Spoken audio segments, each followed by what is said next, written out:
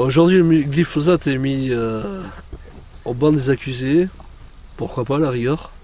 Sauf qu'aujourd'hui, il y a 40 ans qu'il est sorti, le glyphosate. Il y a 40 ans, nos anciens, sans les maudire, parce qu'ils faisaient avec ce qu'ils avaient, avec les connaissances aussi qu'ils avaient, ils en utilisaient 10 fois plus, mais avec le matériel aussi qu'ils avaient, c'est-à-dire du matériel bien moins performant qu'aujourd'hui.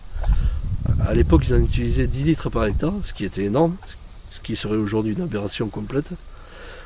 Aujourd'hui, on arrive à passer à 1 litre à hectare, grand maximum. Quand on le fait quand on en a besoin, on ne le fait pas systématiquement. Donc ça, quand j'entends ça, ça me fait bondir aussi.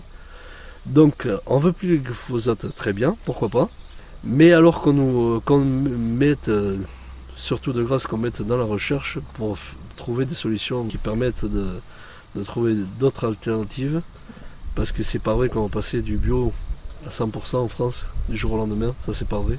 On peut les aider en mettant des fonds sur la recherche agronomique, ce qui est déjà sur l'INRA, mettre en plus de recherche à l'INRA, en mettant aussi des nouvelles pratiques en place qu'on est en train de faire, parce que ce qu'on met en place comme pratique, c'est-à-dire les rotations de culture et tout ça, ça se met en place. Il ne faut quand même pas dire que rien ne se fait. On est en train de le faire, ça prend du temps, ça prend aussi des fois des convenus aussi, parce qu'on essaye des choses et puis ça marche pas. Il faut quand même qu'il y ait toujours le revenu derrière, parce que nous, si on n'a pas le revenu, on est plombé. Et vu le contexte économique actuel, on n'a pas le droit à l'erreur. Donc si on veut mettre des sous derrière, il faudra mettre des sous derrière pour qu'on soit en capacité de tester de nouvelles choses.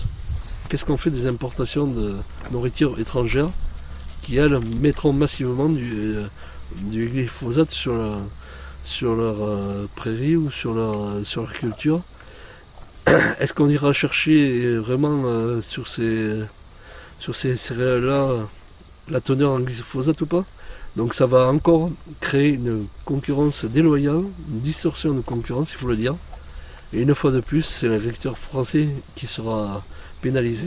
Il faut quand même arrêter de croire qu'au niveau français, on est les seuls au monde. On est dans un marché globalisé.